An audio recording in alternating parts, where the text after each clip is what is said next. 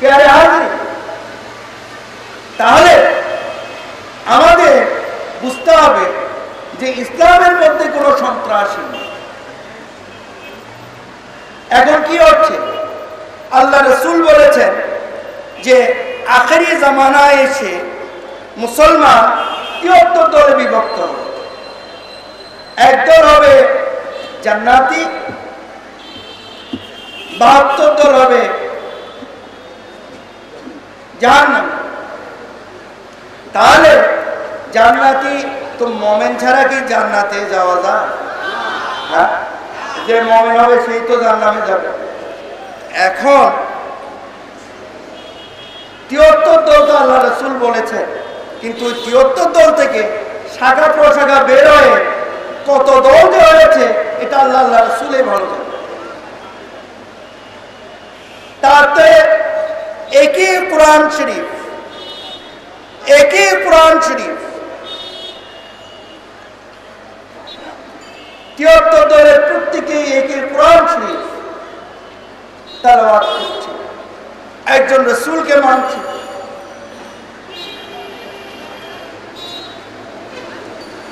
এখন প্রত্যেকের কনসেপ্টকে উপরে রাখতে যে অনেকেই বলে 72 দলের মধ্যে অনেকেই বলে কি বলে, ওই যে কতগুলো দেখা যায় এগুলো আসলে মুসলমান মনে হইল, আসলে এগুলো মুসলমান না। এগুলোকে যদি মেরে আসতে পারিস তাহলে গাজী হয়ে যাবি, আর মারতে গিয়ে যদি মরে যাস তাহলে শহীদ হয়ে যাবি। বলে না,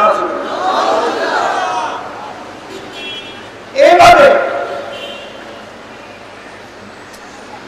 কাফের, মুশরিক, বেদাতি, শিরকি এই সমস্ত অবৈধ কথাবার্তা বলে এক মুসলমান আরেক মুসলমানকে বকাবাকি করছে, যার ফলে শ্রীগার কুকুরের মতো এক মুসলমান আরেক মুসলমানের উপর ঝাঁপিয়ে পড়ছে, ফিতনা ফাসাদ করছে, মারামারি কাটাকাটি করছে। আর যারা করাচ্ছেন তারা কিন্তু অক্ষত অবস্থায় থাকেন। আমার লোক তাদের কথা শুনে কাটাকাটি মারামারি করে পৃথিবীর থেকে বিদায় নেন, কেউ চিরপঙ্গু হয়ে যায়, হয় না? শ্রীগার কুকুরের মতো কাটাকাটি মারামারি চলছে।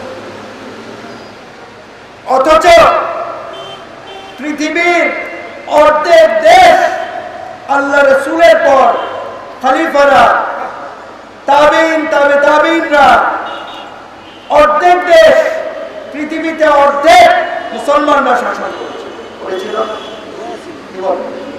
করেছিল। তাহলে সেই স্বর্ণ যুগ আজকে কোথায় চলে গেল?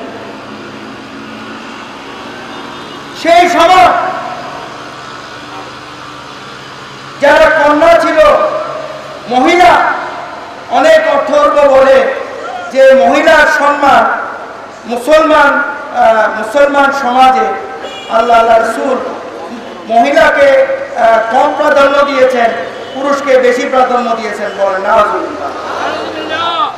যখন মহিলাদের কোনো সম্মানই ছিল না পৃথিবীর বুকে, মহিলাদেরকে সম্মানিত করেছে আল্লাহ রাসূল মুহাম্মদ রাসূলুল্লাহ সাল্লাল্লাহু আলাইহি ওয়াসাল্লাম।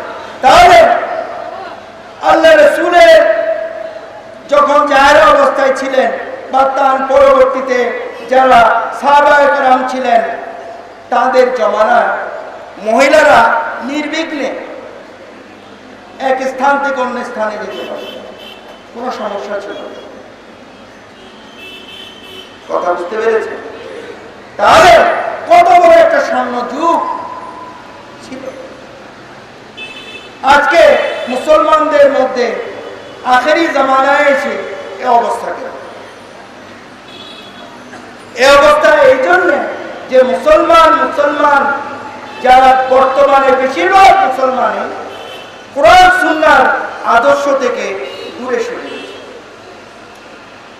কেউ যদি রাগ হন, আমার বলার কিছু নেই, আমি সবাইকে বলছি না, কিন্তু বেশিরভাগ মুসলমান কোরআন সুন্নাহর আদর্শ থেকে দূরে সরে যাওয়ার কারণে আজকে মুসলমান অনুসারী অনুসারীদের মধ্যে, মুসলমান ধর্মের মধ্যে নয়, মুসলমান অনুসারীদের মধ্যে দ্বিধাদ্বন্দ্বের কারণে, ফিসকা ফাসাদের কারণে আজকে মুসলমান ধর্মের উপর অন্যান্য অবলম্বীরা তহমত দিতে দ্বিধাবোধ করছে। তাহলে কি করতে হবে?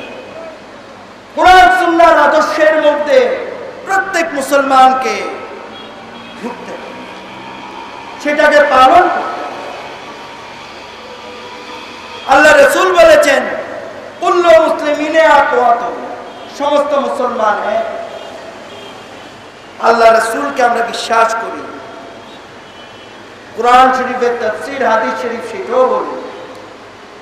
যখনই নিজের স্বার্থের উপরে আঘাত করে তখন অনেকেই বলে যে